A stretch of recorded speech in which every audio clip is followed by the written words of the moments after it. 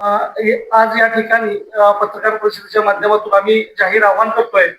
सातारा जिल्हा मातंग समाजाच्या वतीनं येत्या 17 जूनला जिल्हाधिकारी कार्यालयावरती सामाजिक न्याय संघर्ष मोर्चाचं आयोजन केलेलं आहे. तमाम मातंग समाज आणि अनुसूचित जातीत येणाऱ्या तत्सम जाती आहेत त्यांना बरोबर घेऊन आम्ही हा मोर्चा जिल्हाधिकारी कार्यालयावर काढत आहोत.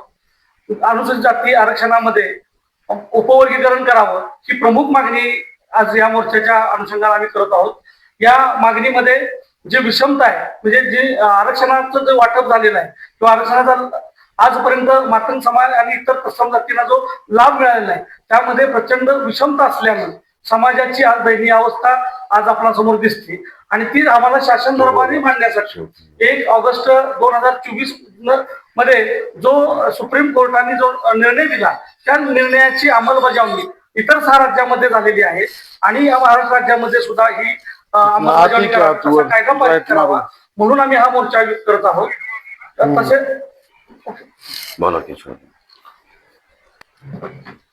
दिनांक 17 जून रोजी होणारा सामाजिक न्याय संघर्ष मोर्चा याची जी रूपरेषा आहे ती शाहू चौक सातारा येथे भारतरत्न डॉक्टर बाबासाहेब आंबेडकर यांच्या पुतळ्याला अभिवादन करून तसेच साहित्यरत्न लोकशाहीर अण्णाभाऊ साठे यांच्या पुतळ्याला अभिवादन करून हा मोर्चा पुढे देवी चौक मार्गे जाणार आहे. तोफखाना येथे लहुजी वस्ताद साळवे यांच्या पुतळ्याला अभिवादन करून कमाने हाऊस, देवी चौक, मोती चौक या मार्गे खनाळीतून 501 पाटी आणि पोलीस हेडक्वार्टर व शिवतीर्थ येथे छत्रपती शिवाजी महाराज यांना अभिवादन करून माननीय जिल्हाधिकारी कार्यालयावर जाणार आहे. त्याच्यामध्ये मोर्चामध्ये प्रामुख्याने जे घोषणा असतील त्या महापुरुषांच्या आणि आरक्षण मिळण्याबाबतचे असणार आहेत.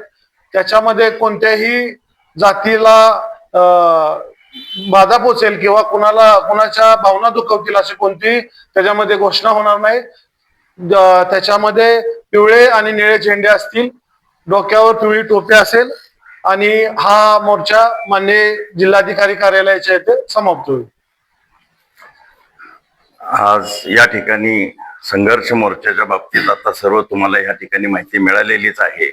हा मोर्चा एक आगळ्या वेगळ्या पद्धतीने आज मातंग समाज एकत्रित येऊन वर्गीकरणाच्या विषयावर आज रस्त्यावर आलेला आहे. आमच्या आज आया बहिणी वगैरे या मोर्चाला सामील होणार आहेत.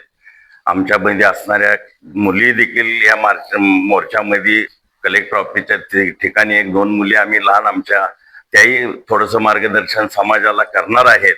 आणि मी सर्व जिल्ह्यातल्या माझ्या सर्व मातंग बांधव, माझ्या बहिणी आया बहिणी असतील यांना आज या ठिकाणी आव्हान करतो. इतर सर्व जाती धर्माच्या ज्या या आरक्षणाच्या संदर्भात जेवढ्या 59 जातीमध्ये असणाऱ्या ज्या वर्गातल्या ज्या काही लोक असतील त्यामध्ये बुरुड समाजाशी वगैरे आमचे संपर्क झालेले ही लोक देखील आमच्या बरोबरच्या मोर्चाला समावेश राहणार आहेत.